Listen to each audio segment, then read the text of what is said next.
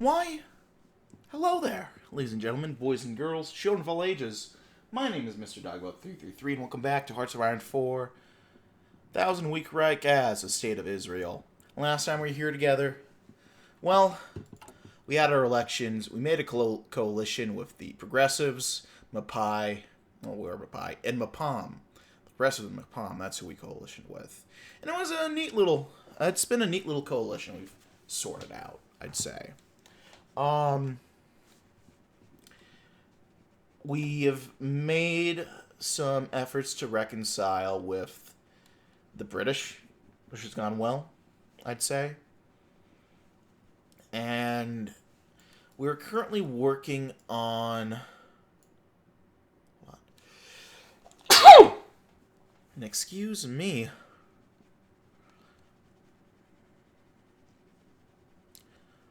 We have gone ahead and we have decided to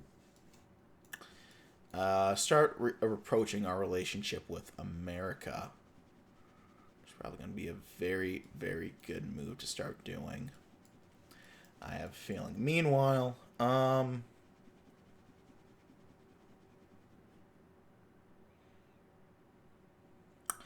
might want to head after this because we do need advanced manufacturing. That would be very good, honestly. How are we doing military-wise?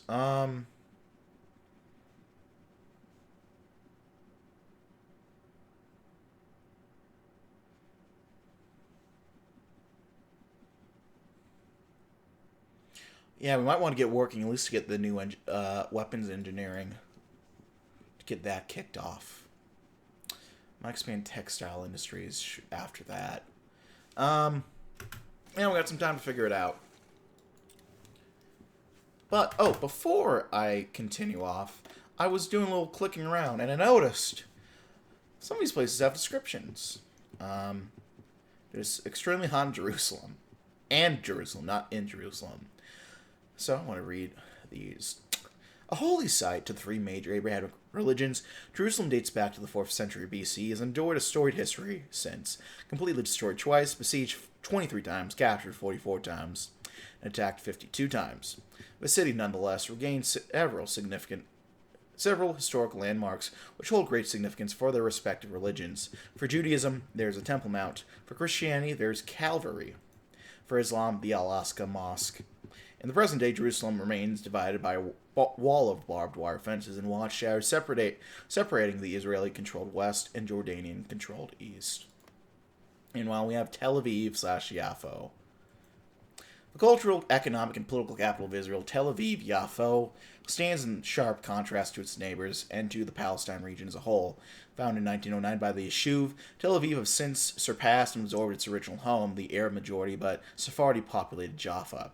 It was created with inspiration from Warsaw and Odessa, 2 centuries of Jewish diaspora in Eastern Europe, and the city's architecture is known for its tree-dotted streets in the Bauhaus Weiss city. I don't know why I'm thinking of German. Created by the refugees from Germany. Well, that's why. With the Jewish Tel Aviv and the Arab Jaffa now merged into one city, the now united Tel Aviv-Yaffo's skyline begins to rise with new popped-up businesses and industry rapidly being propped up. Noteworthy landmarks include Rothschild Boulevard, Yarkin Park, Inyabima, and Dizengoff Squares. And notable cultural institutions include the Haaretz and Maariv newspapers, as well as the Habima Theater. Very, very nice. Let's get things going. We finished our recon companies. America is about to kick in the Romanians' teeth. It's a great day. It is a very great day.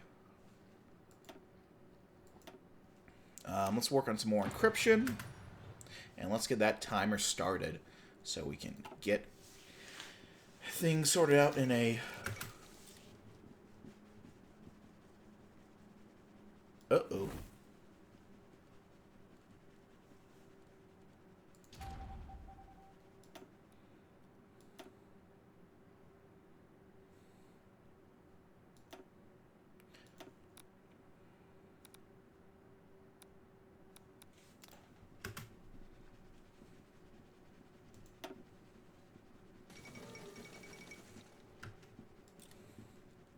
Let's get that sorted. Meanwhile, I'm seeing that Cyprus apparently has a focus tree now.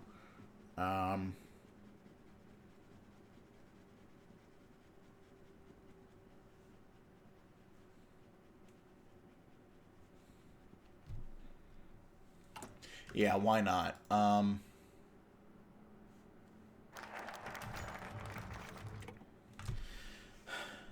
Well, the United States, for now, still home to the world's largest Jewish population. The country has long been the strongest power on the globe. Despite this, their support for us has been tepid at best, with the government fearing antagonizing their Arab allies in the Middle East. Still, the election of Henry Wallace to the office of president has recharted the U.S.'s course in regards to us, with the new president being committed support of our cause. This has opened the door towards a new idea. Our diplomats have been working towards a potential arms deal with the United States, which would see us purchasing modern American weaponry and vehicles, significantly boosting our military capabilities and providing us with the upper hand in any future conflicts, even against the Arabs' advantage in numbers. So if they accept, we'll get a bunch of incredible look at that. Oh. Thank you, Mr. Wallace.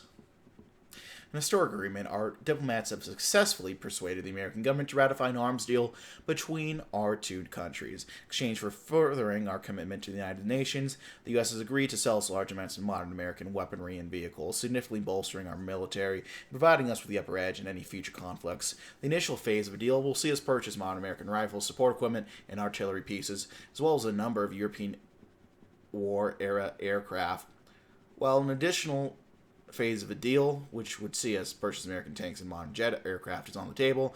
It will likely require a admittedly friendly administration of the U.S. government to go through. Well, we look forward to the arrangement. Oh, it's beautiful.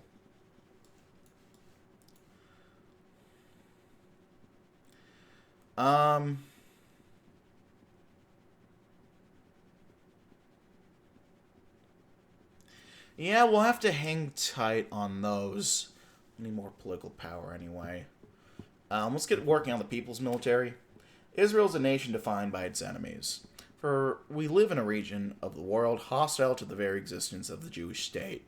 We hope for peace, but if we are to defend ourselves effectively in the case of conflict, we must be ready. Hence the creation of a formal army. One of its roots in the Jewish paramilitaries that came before us must be created and span land, sea, and air.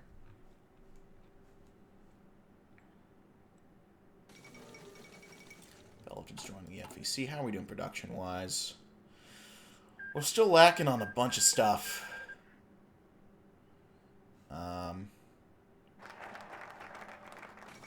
Mainly for reinforcement. Oh, look at Elvis. What a show. Be careful around toilets, Elvis. Let's get the backbone of the nation going. Bravery cannot hold the line, no matter how courageous our soldiers may be. Thus, we must forge a new generation of soldiers, instilled with the legacy of the paramilitaries, as well as an unbreakable spirit to serve and protect the Jewish homeland. They must adapt to our natural terrain, becoming one with the land in order to serve as our shield against our enemies. Fair enough. Let's get...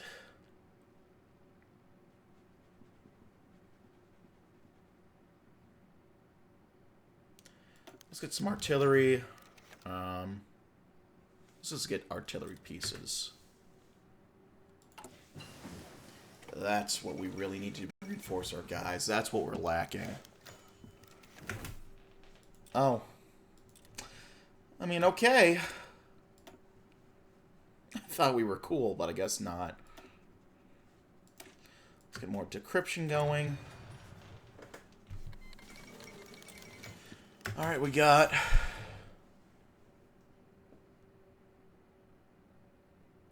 Yeah, let's sell them into the cities.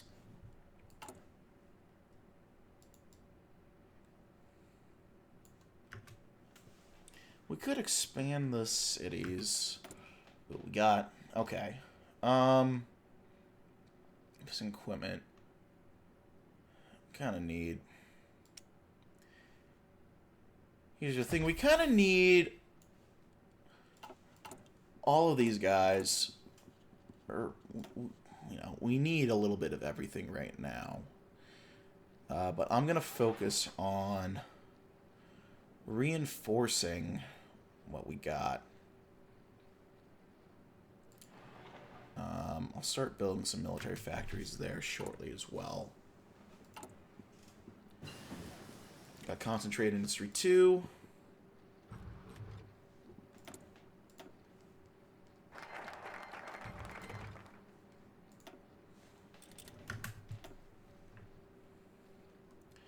What else do we got going? We have Austerity Rail. That's an interesting name. We also need trains. Go figure. Get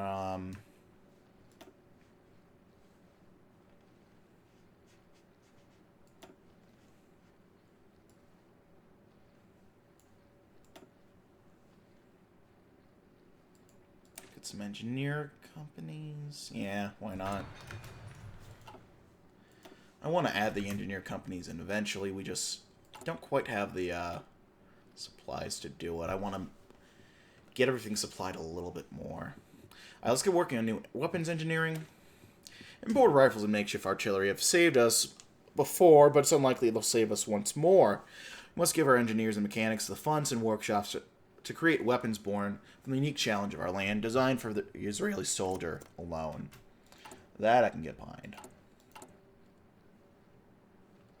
I think this gives us a bunch of free tech as well. Yep.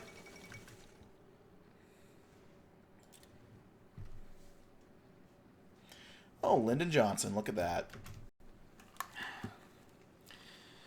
Hopefully he can help us give the Arabs the jumbo treatment if they try anything against us.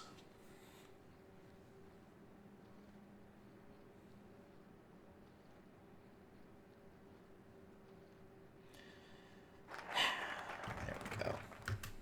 Now we got advanced manufacturing. What do we want to do now?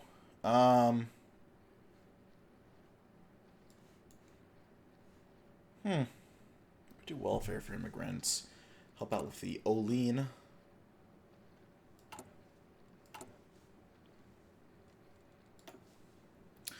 We also have Lady Hawk.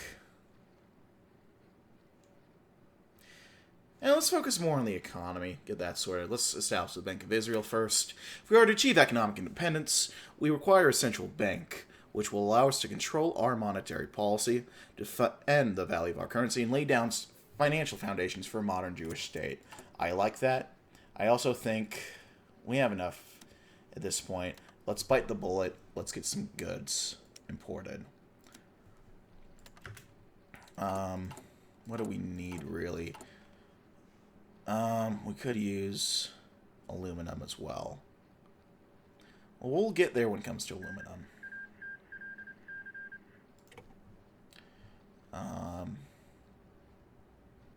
Yeah. Yeah, reprisal. We'll launch a reprisal. I'm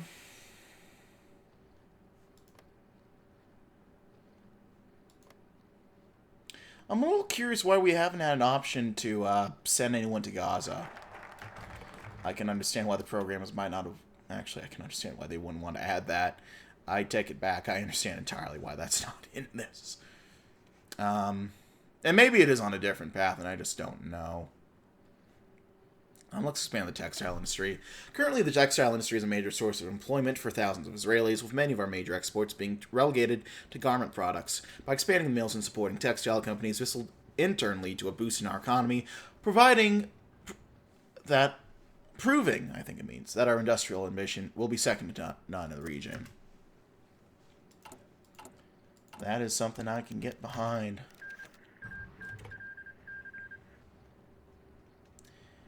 You can, folks, head out to Jerusalem.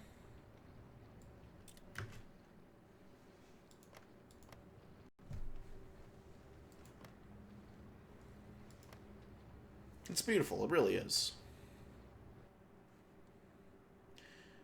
Also, probably should start importing some fuel. Now that I think of it.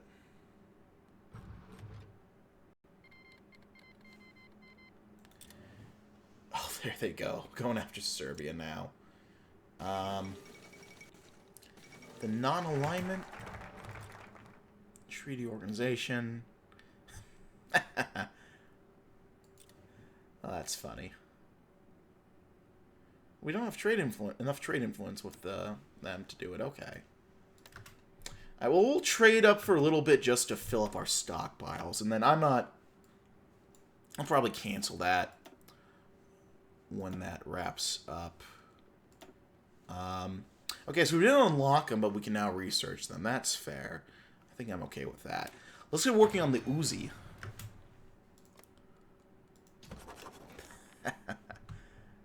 That's very funny that they founded NATO.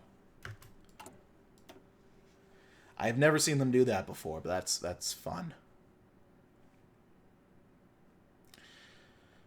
Let's work on attracting private donations. Our cause for our state has been one that has attracted sympathy by many communities worldwide, and so we must reach out to wealthy diasporic communities, utilizing their generosity and capital into national development, which will build the new Jewish homeland brick by brick. It's like the Lego movie up in this biz. Natch. Oh, do we just have Nordstrom just kind of hanging out there? I think fucking Nordstrom is still out and about. That's very funny, don't get me wrong, but you know, they don't have to be there right now. You can probably kick them out. And what's stopping you? All right.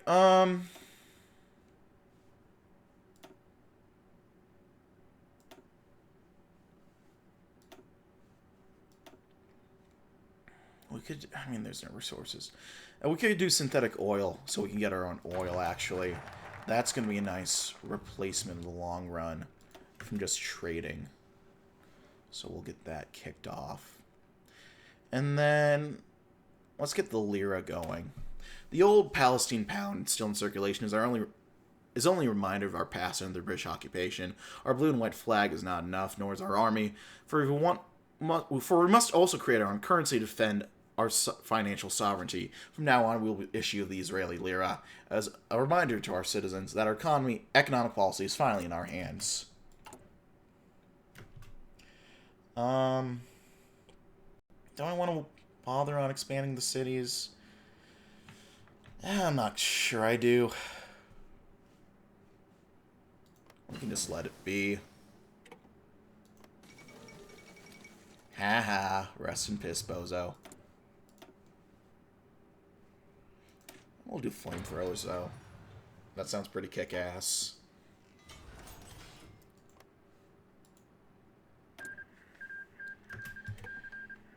Alright, free military factories. Do we have anything we need to really reinforce?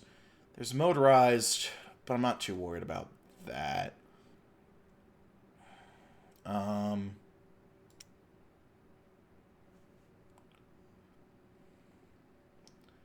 do have our tanks. I think those are all light tanks.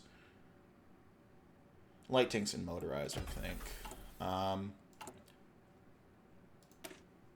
Yep, light tanks, motorized. We'll get working on tanks to start off on. I just have to purchase some motorized, I think.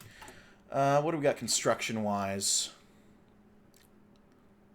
Not much going on yet. This will be done in July. I think we'll get a few more civilian factories in Hashafal. These guys keep fucking with us.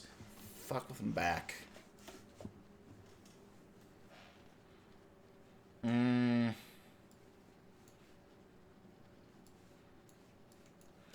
do want to take a look at this. The Fall of the Oppressors. Against all odds, the Toronto Accord succeeded in its intervention in the German Civil War. The last of the Nazi holdouts having fallen. Now may be the time to reevaluate our policy towards the Germans. Shall we hold the new regime still accountable for the evils of their predecessors, or shall we move towards rapprochement and reconciliation?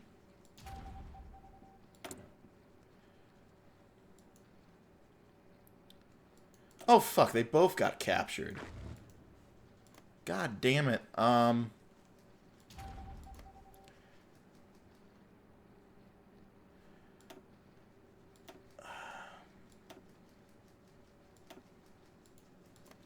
Well, Shabbat Shalom. I don't know what else. I don't know. I don't really know how espionage works, I'll be honest.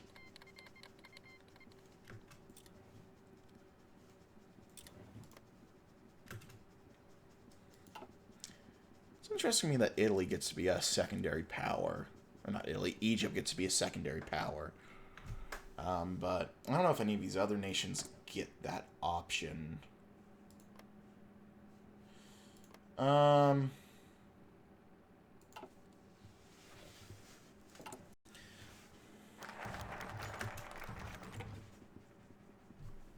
Many could not believe it. The monster of Europe, destroyed and sent to the depths of hell. Hitler and his murderous empire finally defeated. The war was long and brutal, with countless lives lost on both sides, but in the end the Allies have emerged victorious. The continent is now in ruins, with cities destroyed and economy shattered. For us, the question remains, what now? With the new German government in place, many question what our policy towards the new Germany should be. The question of reparations is also a pressing one, with some arguing that Germany should be made to pay for the atrocities committed against us.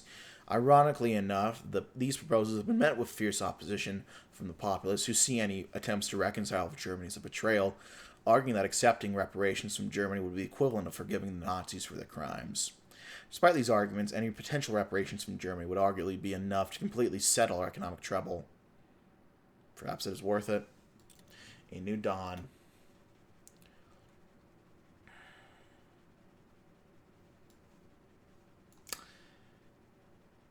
Let's...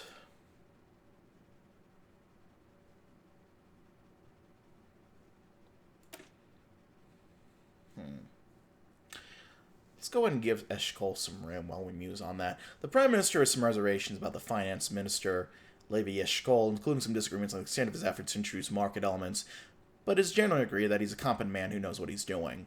For now, we'll give him the space to carry out his proposed reforms for the benefit of our economy, as long as he does not push it too far. And we'll judge him by his results.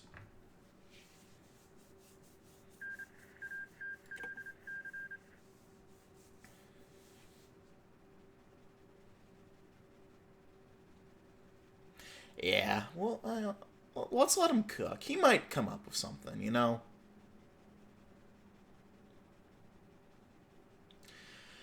Just let the man cook. That was a nice crack in my, my knuckles I just did. That was nice.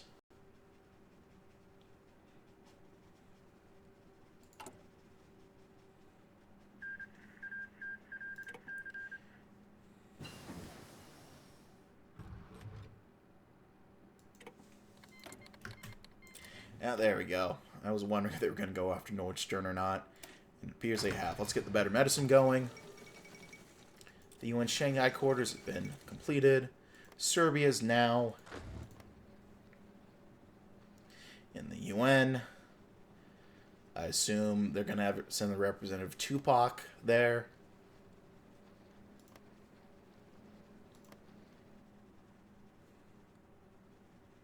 Such a...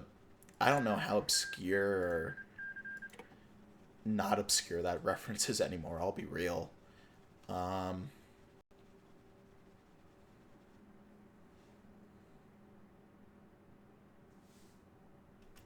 Let's see if we can buy some trains.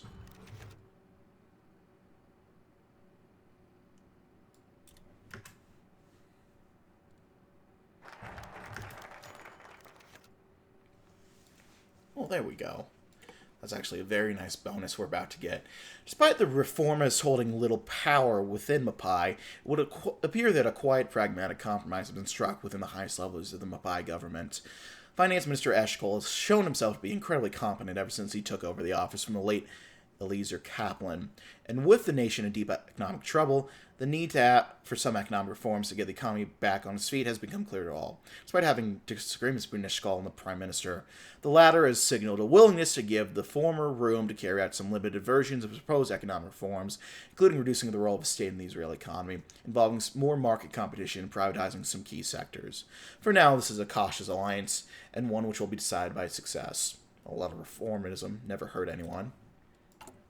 That construction speed is actually going to help quite a bit.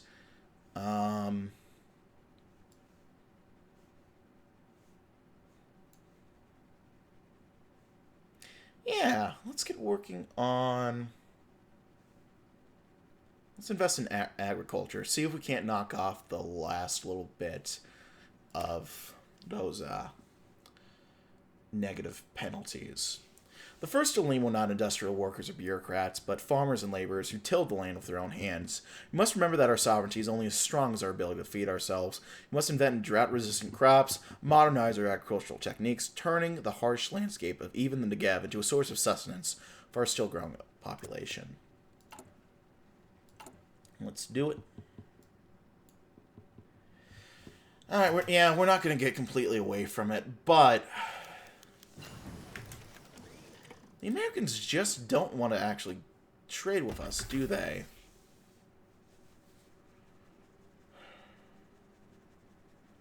What a sick joke. Fall of the Fourth Republic. And de Gaulle is back. Yeah, both our spies are dead.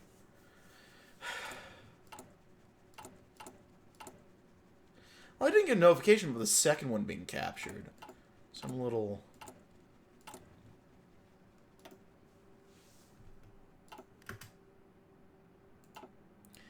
yeah, there we go.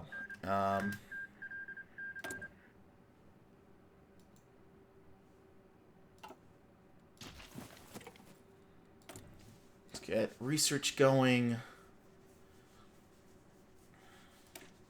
Let's get some muzzle brakes. Finish up our flamethrowers. And just take it. Romania's won. Why not? I don't know if Eurovision them winning Eurovision does anything, but its presence as a recurring event is very funny to me. So I just want to let it be. The Australian peacekeeping mission. What's going on in Australia? Let's get working on some anti-tank. And we really have nothing when it comes to resources, do we?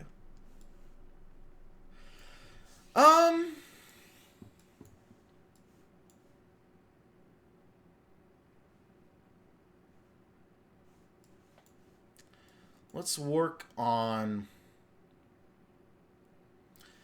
forgive but never forget. Reconciliation is a difficult thing, but it's not impossible. Now is the time for peace, not for old scars to remain open. Of course, we cannot simply forget, but we must work together with the Germans to bury fascism, ensuring that the horrors of Nazi regime will never be repeated. We should never let the world forget, but we can forgive.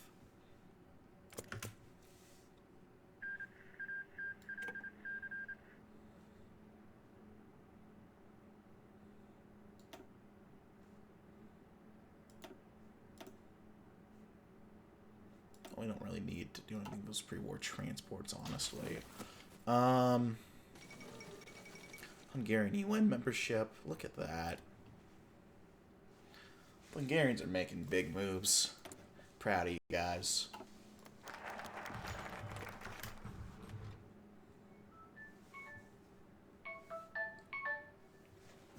We must come to terms with the fact that the world has changed. The new German government, while not perfect, has shown a willingness to make amends for the atrocities committed during the war.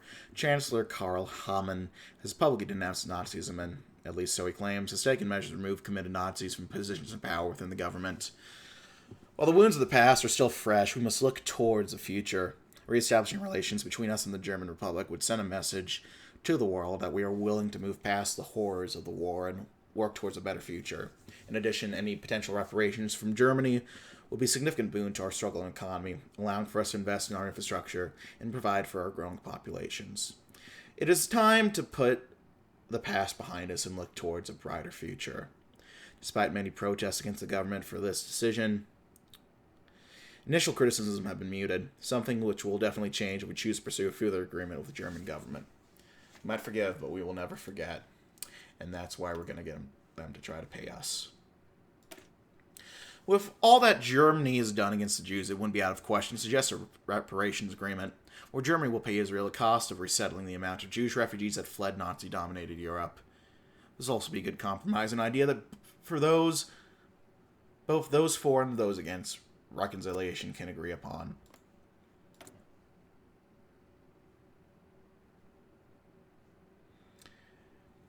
I'd say that's fair. I assume you all would say that's fair. We'll have to wait until next time to see how fair they'll think it'll be, because I'm going to leave things there. Thanks as always for watching. My friends, like this video if you like, just like if you didn't, leave any comments or feedback down in the comment section below. I read all the comments I get, and I do appreciate any feedback you might have for me. Check out my various links down in the description box below. Hit the sub button for uploads. To keep up to date with uploads, usually weekdays as well as Saturdays. They just release in Ukraine out of nowhere. That's funny. Yeah. Uploads going up weekdays as well as Saturdays. So if you want to keep it updated with those, hit the sub button to do so. I'm going to leave things there for now. But thank you always for watching, my friends. My name has been Mr. Dogbo333. And I will see you all in the next video. Bye-bye now.